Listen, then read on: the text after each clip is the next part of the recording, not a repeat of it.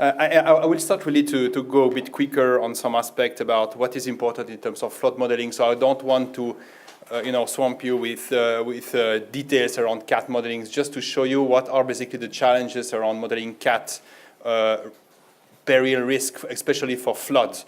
And maybe I will just start by asking you a pretty quick question, if I can move, right? Imagine you have the opportunity of designing a modeling solution to help you in your daily business. What kind of feature would you like to see in such a model in terms of helping you for your full portfolio management, from basically risk selection and pricing up to reinsurance purchase or even capital requirements? So very likely you may end up with a pretty detailed wish list about I want to do this, that with such a tools. And I tried to isolate actually a few of them as in terms of this introduction, just to show you probably some of the features you would like to see in a model. Probably you would see something that's comprehensive, right, in terms of all kind of flood. We know that flood is not only what's happening in a floodplain. You could have what we call flash flood, which comes from heavy rain. You want to capture that probably as well. You want also to have a tool which is comprehensive in terms of the short return period modeling, right, to get, for example, your pricing right, but also in terms of the tail risk. You want to be able to model the return period loss that occur every 100, 200, 500 years to basically manage your tail risk. That's another one. You want probably to be also extensive and consistent in terms of, for example, loss correlation. I will come back in a minute there, because it's very important to understand that basically flood doesn't care about political boundaries, right? So that's very important to capture. Even if you just write in one country, you need to understand what's happening basically on the world of the continent almost, right?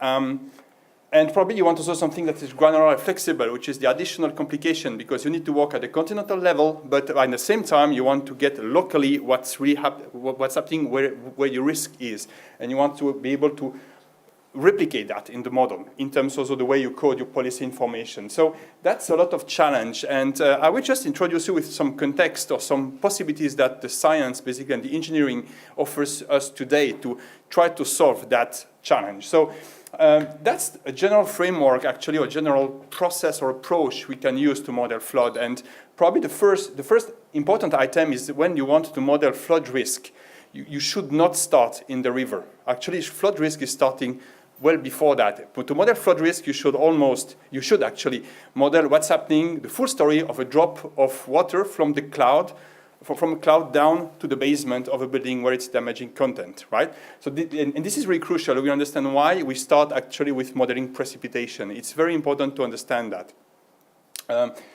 So once you have precipitation, of course, it's raining. You can simulate thousands of years of rain, and it will basically run off over the surface, possibly reach some catchment, and then the water will propagate to that catchment. That's the routing. It will interact with defenses. Some defenses will sustain the flood. Some of them, they will breach, and you will lead to an inundation, basically. So that's the general framework. So in terms of time, I will just go through some of those boxes there, just to show you actually what is really critical for those different information.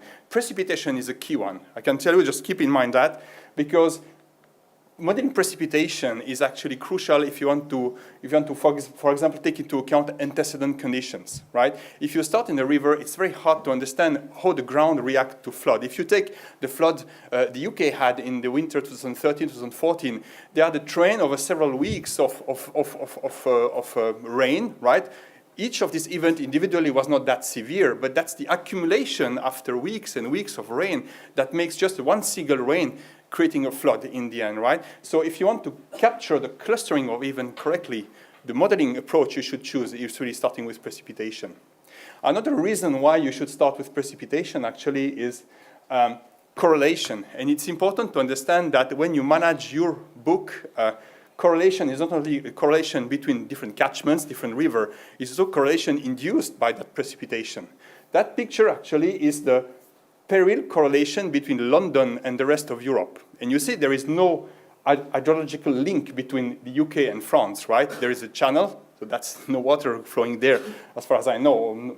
So basically, the correlation comes from the fact that when it's raining in London, it's very much likely to rain in the north of France, with the conclusion that if you write a book of business in England, diversification, it's not a good idea to go to France. Maybe it's better to go to Poland or Czech Republic or even Austria from that perspective, right? You understand a bit why, again, precipitation is inducing that kind of correlation and why it's important to capture that. Another reason is that you need, with precipitation, to capture all types of flood, which is very important. And that's the metric I have for the UK. I can tell you for CE it's about the same. You see, in the UK, about 23% of the exposure is out of the major floodplain. They are very close to small brooks, some rivers that are very often undefended. 23% of this exposure is there, but they participate to 50% of the average annual loss in the UK, which is massive, right? So if you miss that part in terms of your estimation of the risk, you just miss a large proportion, actually, of your risk, basically. So that's another reason to start with precipitation. A last one, just to make it quick and complete, is that precipitation gives you access to something that is very much of a concern for you. It's typically the way you code specific financial terms like hours close, right? Because with precipitation, you model day of rains, and you can basically group those days to some time windows to mimic the traditional 72 or 504 hours close you may, and that's an impact, of course, on the loss in the end. So for all those reasons, starting with precipitation is very important. I mean, just also, so once you model that, the next bucket, of course, is, okay, it's raining. Now, what's happening on the surface? You could say, well, the water is just flowing through the topography. That's not that simple, actually, because if you want to create a realistic model, you need to have a realistic, what we call a runoff model, that is really the water is running off over the surface.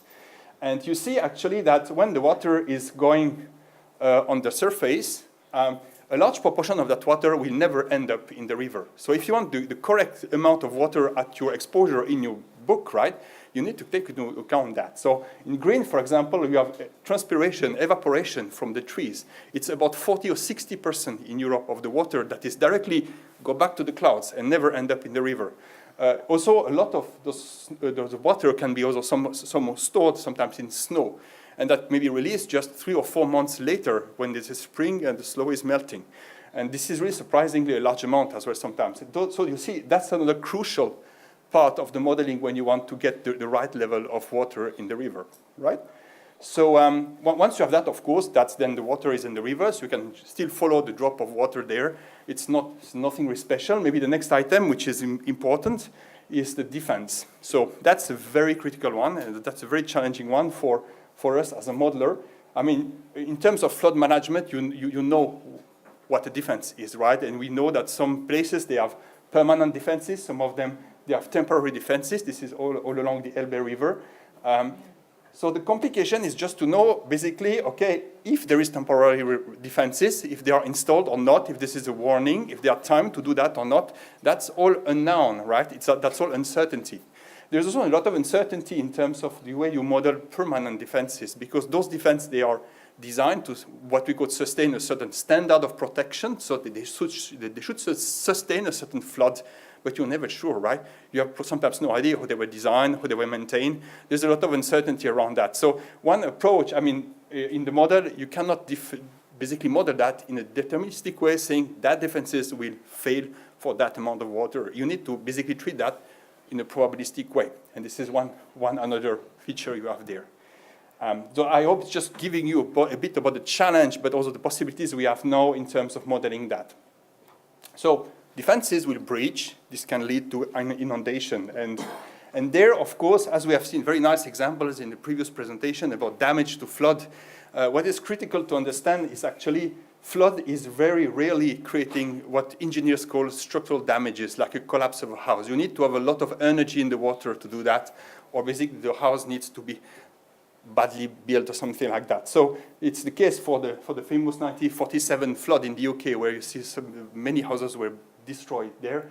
Usually, flood damage is basically due to replacement content, drying, redecoration, changing the electrical wires, and so on. So what makes the things complicated for us as a modeler is that that's a lot of many small components in a building you need to take into account and to group together in a single house or a single building, a single commercial premises, for example.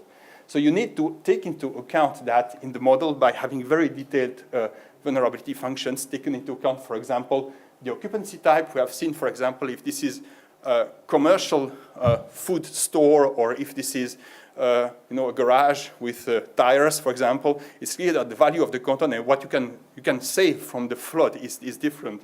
The same presence of basement is very important as well, because that's really a driver for flood damage.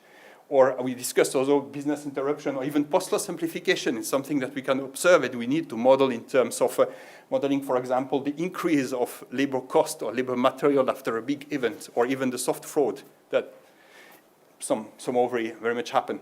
With the interesting feature, maybe it's something we can discuss at the discussion, it's the capabilities to run such a model with the today's portfolio, with the details of the exposure you have today in your book, in some regions in Europe, of course. Now, we see there basically that all that information, modeling the flood from the precipitation, the runoff, the defenses, the damage you get, can provide you with some solutions in terms of managing your risk, in terms of modeling the flood peril in Europe. So you see you can, for example, out of that create what we call hazard return maps. You probably have seen that, especially in the writing purposes. You can use, it's basically giving you the return period of a flood at a certain location. It's a flood that is a 10-year return period, 100 year, 200 year, and so on. And you can use that to basically make risk selection. You can basically not write in those regions if this is too risky, or run accumulation analysis, for example, to see if there is some red spot in your portfolio. That's mostly a tool for primary insurer, I would say. You can run them, as we have seen, we have the tool defended or undefended, so that's another way. But of course, a return period hazard is not a return period loss. So if you want to get the return period loss, you need to take that framework and move it to completely a probabilistic modeling approach, which is giving you then the tools you need for pricing, reinsurance, or capital requirement, for example, access to the return period losses or the average annual loss for you. Right? So you see that's basically using the same framework in a consistent way, you can have all those different solutions that could be built with some or less challenge, of course, as you have seen. You could even go a bit further, I think. The topic was about the stress induced by climate change or climate uncertainty in the future being that the most extreme event being basically the norm. So as we have a framework that is really by component, we model precipitation, we model antecedent conditions, defenses, and so on. You could imagine actually building stress tests around that, which is very relevant to stress test the risk of your portfolio. So as an example, let's move to this one, which is basically studying what happened in Europe around two flood events. You know those very well, the 2002 or 2013 event.